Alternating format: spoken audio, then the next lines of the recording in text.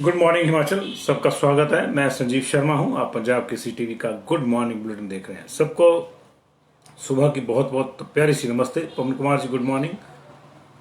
विनीत सिंह राजपूत जी नमस्कार।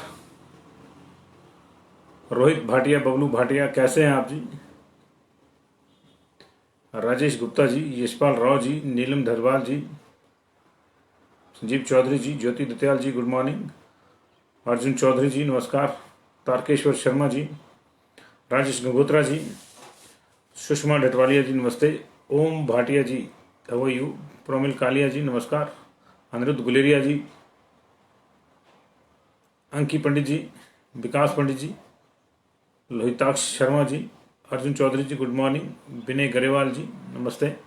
अनिरुद्ध गुलेरिया जी, Khubram Thakur ji very warm welcome. सरला शास्त्री जी नमस्कार। अमना खातून जी सलाम।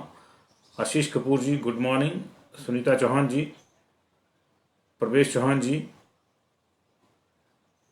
हमेश ठाकुर जी, शकुंतला शर्मा जी, मनोज वर्मा जी, मनमोहन सिंह ठाकुर जी, मेहर सिंह जी, सनी जी हाउ यू। अर्जुन नौरा जी नमस्ते।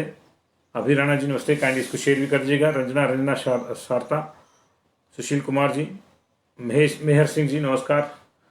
दीपक छाष्टा जी, Dixit Thakur ji, Anki Pandit ji good morning. Biren Thakur ji how you. Vijaypal Singh Swaru ji कैसे हैं आप? ताराचंद ठाकुर जी, ठाकुर नरेंद्र जी, नागेंद्र जी, जगदीश जी, ओम प्रकाश जी, सनी, अजय कुमार, नरेंद्र कुमार जी नमस्ते। रत्नी शर्मा जी, विद्यासागर डोगरा जी, डिम्पल वर्मा जी, भास्कर शर्मा जी, दिव्य दृष्टि शर्मा जी नमस्ते। अमन शर्मा जी, आस्था ठाकुर जी, अनूप प्राशर जी नमस्ते। मेहर सिंह जी, देवेंद्र सैनी जी, सुभाष भारद्वाज जी नमस्ते। अभिमन्यु शर्मा जी नमस्कार। वीरेन जी, धर्मेंद्र जम्बाल जी, राणा राजेश जी नमस्कार जी। सबको बहुत बहुत स्वागत है। मैं संजीव शर्मा हूं और गुड मॉर्निंग बुलेटिन लेकर मैं आपके समक्ष हाजिर हूं। आज वीरवार है जी और आज एक बार फिर से 18 से 44 साल के बीच के जो लोग हैं हिमाचल प्रदेश में उनको वैक्सीन लगेगी। कुल मिला के 21,235 लोगों को बुक किया गया है, उनको बुकिंग मिली है और ये 217 केंद्रों पर अलग अलग जगहों में लगेगी। सबसे कम 20 का बुकिंग जो है वो लाहौल स्पीति में है, वहां 100 की बुकिंग नहीं हो पाई। अन्यथा कोशिश ये है कि एक सेशन में 100 लोगों को, एक सेंटर पे 100 लोगों को वैक्सीनेट किया जा सके। सबसे ज्यादा 4600 का टारगेट 46 सेशन में कांगड़ा का है और सबसे कम टारगेट जो है आज लाहौल स्पीति का है। जिनको बुकिंग मिल गई है जो वो आज शान से जो है अपनी वैक्सीनेट करवाने अपने आप को जाएं और अपना ख्याल रखें, उनको हमारी शुभकामनाएं। सुबह में इसके साथ एक और अच्छी खबर भी है। हमारे यहाँ जो पॉजिटिविटी रेट है वो लगातार कम हो रहा है, लगातार कम हो रहा है। ये 27% से ऊपर चला गया था पॉजिटिविटी रेट। अभी जो है पिछले एक सप्ताह में ये घटकर 16% पे आ गया, यानी 11% के आसपास इसका जो है वो गिरावट आई है। और ये एक अच्छी बात है। केसेस कम आ रहे हैं लगातार, पिछले 7-8 दिन से केसेस कम आ रहे हैं और रिकवरी ज्यादा हो रही है। पिछले कल की भी जो है रिकवरी ज्यादा थी, केसेस कम थे। और ये सिलसिला जो है 15 मई के बाद से हुआ था शुरू। टेक्निकली 14 मई को हमने पीक हासिल किया था, 40,000 हमारे पास एक्टिव केसेस थे। और अभी की बात करें हम तो हमारे पास 22,181 एक्टिव केसेस है। पिछले कल जो है 872 केसेस में से माइनस हुए हैं। तो ये अच्छी स्थितियां हैं और शायद इसी की वजह से मुख्यमंत्री ने भी कल व्यापारियों के प्रतिनिधिमंडल के साथ बातचीत में ये कहा कि हम लोग जो है जून से खोल देंगे। तो दैट मीन्स कि ओपन तो नहीं होगा सारा कुछ, लेकिन अनलॉक की प्रक्रिया शुरू हो जाएगी। अगर आपने 3 लॉकडाउन देखे हैं अभी, जिसको कोविड कर्फ्यू भी कहा जा सकता है, सरकार का अपना मतलब है। सरकार कहती है कि ये कोरोना कर्फ्यू है, तो लेकिन इसमें जो बंदिशें थी वो पहले लॉकडाउन जैसी थी। तो अगर आपने 3 ये से देख लिए एक एक्सटेंशन इसके, तो निश्चित तौर से ये ओपन भी पूरे का पूरा 3 एक्सटेंशन में होगा। ये माना जा रहा है कि बहुत सी दुकानें जिनको लग रहा है कि उनकी दुकानें नहीं खुली और उनको परेशानी हुई है, वो जो है 1 जून से खुल सकती हैं। बसेज को लेकर अभी संशय है, बसेज को चलाना है या नहीं चलाना है, क्योंकि बेसिकली जो मामला है वो मूवमेंट का ही है।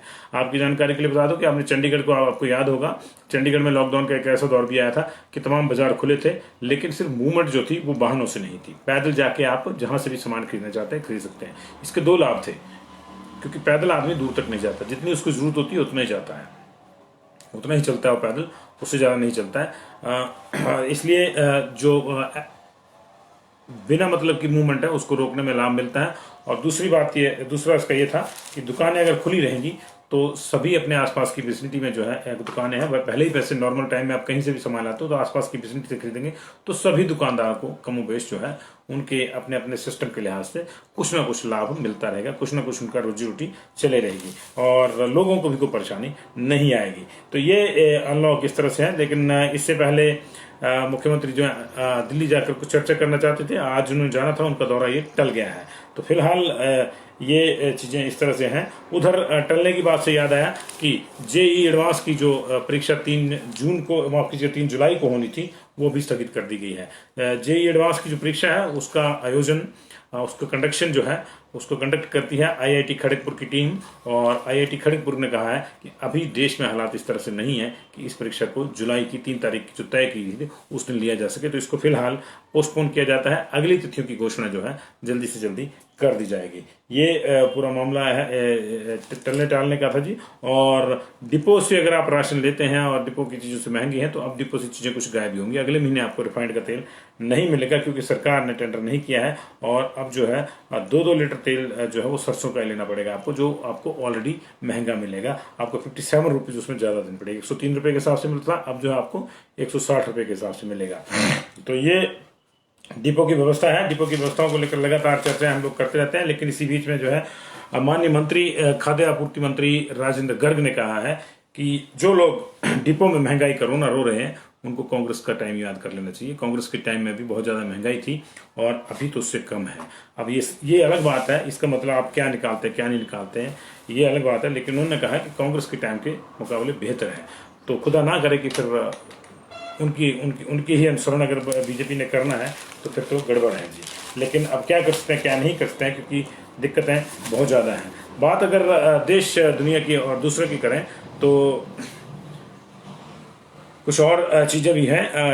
बीजेपी के लिए ओवरऑल इस सेकंड लहर में जो है कुछ स्थितियां अच्छी नहीं रही हैं। फर्स्ट लहर में बहुत सी जो है प्रशंसाएं बीजेपी ने पाई कि समय पर रोक दिया, समय पर लॉकडाउन कर दिया और इसके बाद जो है उसके नतीजे सकारात्मक आए। लेकिन सेकंड लहर को लेकर जितनी ज़्यादा आलोचना के केंद्र में बीजेपी है शायद उतना कोई और नहीं है। जहां जहां खासतौर से बीजेपी की सरकार है, चाहे हिमाचल की बात कर लें, सरकारें जो है चाहे केंद्र की है चाहे वो राज्य की बीजेपी की सरकार है, वो आलोचना के लिए जो है सबके निशाने पर हैं। और जहां जहां कांग्रेस या दूसरी पार्टियों की सरकार है वो उठ के सीधे केंद्र पे इल्जाम लगा देते हैं। जैसे केजरीवाल जी ने आज भी कहा है कि उनको जो है कोरोना की दवाइयां और ऑक्सीजन और ब्लैक फंगस की दवाइयां जो है टीके वगैरह जो है वो उतने नहीं मिल रहे जितने केंद्र से मिलने चाहिए। तो इस पूरे मामले पे उनका तो एक ही रवैया रहता है बाकी सरकारों का कि केंद्र सरकार पे छोड़ दो कि जी उन्होंने नहीं कहा जी वो नहीं कहा जी। तो ये जो है ये मामला है और इसके चलते जो है अब बीजेपी को बड़े पैमाने पर डैमेज कंट्रोल की जरूरत महसूस हो रही है। बीजेपी अध्यक्ष जगत प्रकाश नड्डा ने ये डैमेज कंट्रोल शुरू कर दिया है। उन्होंने पार्टी की सभी राज्य इकाइयों को निर्देश दिया है कि 30 तारीख को यानी 30 मई को, आज 27 है जी, तो ये संडे आ गया जी, संडे को जो है 30 मई को एक साथ 1 लाख गांव में बीजेपी ने पहुंचने का टारगेट रखा है जी। 1 लाख गांव में पहुंच के क्या करेंगे, कहीं राशन बांटेंगे, कहीं सैनिटेशन करेंगे, कहीं जो संक्रमित हैं उनका हालचाल जानेंगे, कहीं मास्क वितरण करेंगे और फिर 50,000 ओवरऑल एक दिन के भीतर 50,000 ब्लड डोनेशन कैंप भी बीजेपी को लगाने के लिए कहा गया है। किस राज्य में कितने लगते हैं ये समय बताएगा क्योंकि समय बड़ा कम रह गया है।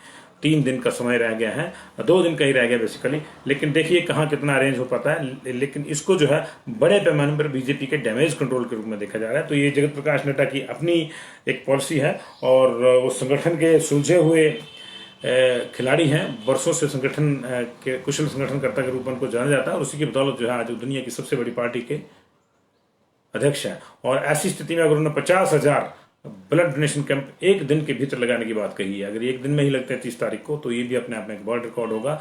और इसमें जो निश्चित तौर से बहुत ज़्यादा संख्या में जो है यूनिट्स एकत्रित होंगी रक्त की और वो कई लोगों की जान बचाने के काम आएगी। तो ये बीजेपी का जो है वो डैमेज कंट्रोल शुरू हो गया है। बात अगर राष्ट्रीय खबरों की कर लें तो कई दिन की लगभग 8 से 10 दिन की गिरावट के बाद 3 दिन से केसेस फिर से बढ़ रहे हैं जी।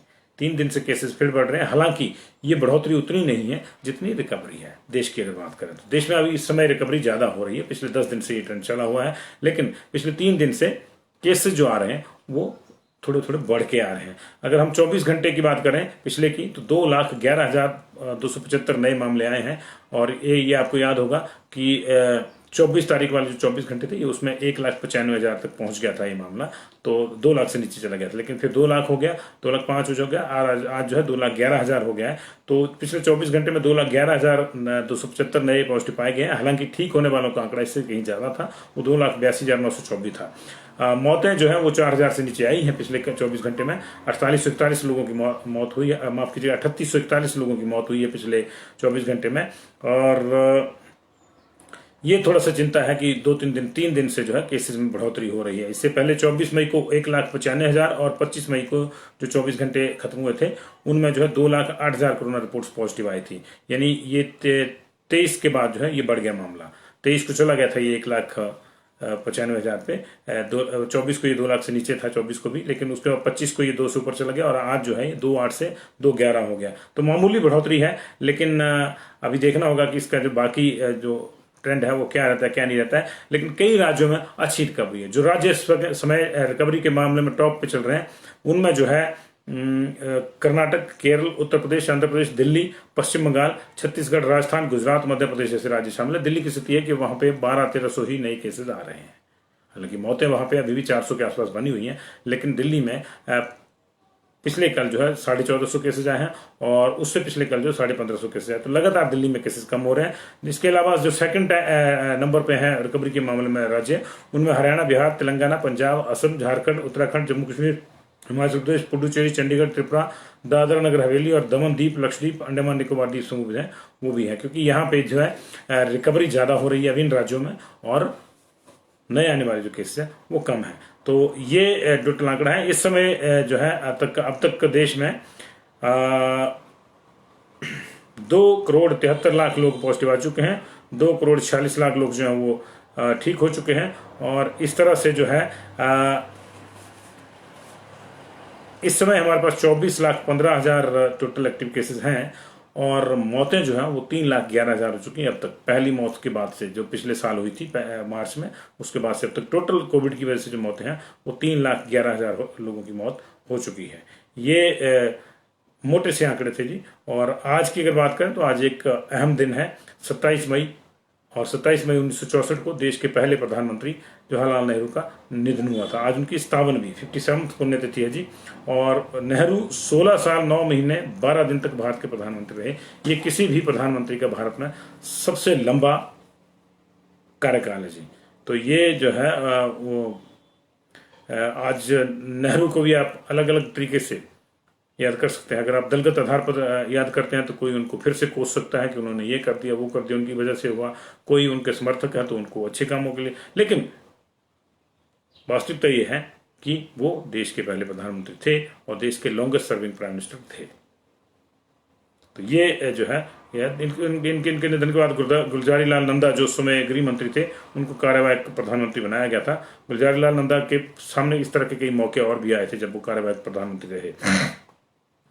तो नेहरू का जो 16 साल 9 महीने 12 दिन का रिकॉर्ड है, कार्यकाल है, वो अभी तक जो है वो रिकॉर्ड है जी। और ये आज का आंकड़ा था। अभी दिन भर में क्या रहता है क्या नहीं रहता पूरे प्रदेश में, उस पर हमारी नजर रहेगी।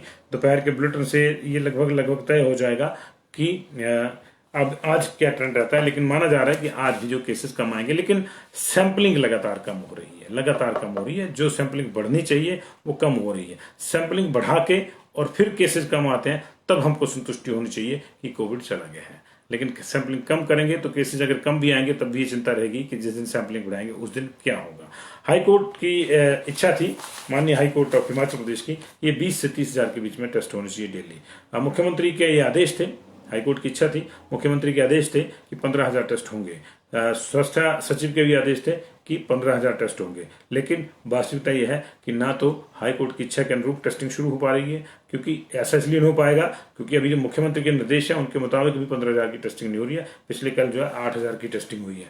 पिछले 10 दिन में सिर्फ एक बार 15,000 सैंपल की सैंपल लिए गए हैं, लेकिन उसमें भी अंदर की बात यह है, जो असली सच्चाई है वो ये है कि 15,000 सैंपल ले लेंगे तो उनको जांचेंगे कहाँ, क्योंकि 7,500 या 8,000 से ऊपर सैंपल जांचने की व्यवस्था ही नहीं है। और उसमें भी अगर RT-PCR लेंगे ज़्यादा तो और भी दिक्कत है। रैट का तो ठीक है, 15,000 आप दिन में ले लीजिए, 15,000 का नतीजा आधे घंटे में आ जाएगा अगर इकट्ठे करेंगे। जब करेंगे उसके आधे घंटे बाद रैट का रिजल्ट आ जाता है। लेकिन RT-PCR जो कि एक बड़ा टाइम टेस्टेड टेस्ट है, और जिसको बारे में माना जाता है कि अगर मामूली सा भी संक्रमण होगा कहीं तो उसको पकड़ लेगा। ये जो लोग कह रहे हैं ना कि उनको तो जी मामूली खांसी जुकाम था और उनको पॉजिटिव बता दिया, ये सारे RT-PCR के हैं। RT-PCR के होंगे, ख्याल रखना आपने, क्योंकि RT-PCR जो है, अगर आपके भीतर संक्रमण छुप के बैठा हुआ है, उसने अपना काम शुरू नहीं किया है, वो आपके इम्यूनिटी सिस्टम के थोड़ा सा डाउन होने का इंतजार कर रहा है ताकि वो बड़ी ताकत से हमला बोल सके, तो RT-PCR उसको चिन्हित कर देता है। और RT-PCR ने अगर चिन्हित कर लिया है तो तुरंत प्रभाव से अगर आप उसको जो है संभाल लेंगे तो कोई दिक्कत नहीं होगी। तो बहुत बहुत शुक्रिया जी आप लोगों का। मास्क लगा के रखिए, 2 गज की दूरी का इस्तेमाल कीजिए और समय समय पर हाथ धोते रहिए, बहुत जरूरी है ये। 1 तारीख से क्या क्या खुलता है, जब 28 से 29 तक ये पता चल जाएगा। आज 27 है, कल परसों तक ये पता चल जाएगा क्या क्या खुलेगा। संकेत इसके हो गए हैं, हालांकि मुख्यमंत्री का कोई बयान इस मामले पर नहीं आया है। बयान जो भी आया है वो राज्य व्यापार मंडल का आया कि उनके साथ मुख्यमंत्री ने ऐसा कहा है। बहुत बहुत शुक्रिया जी।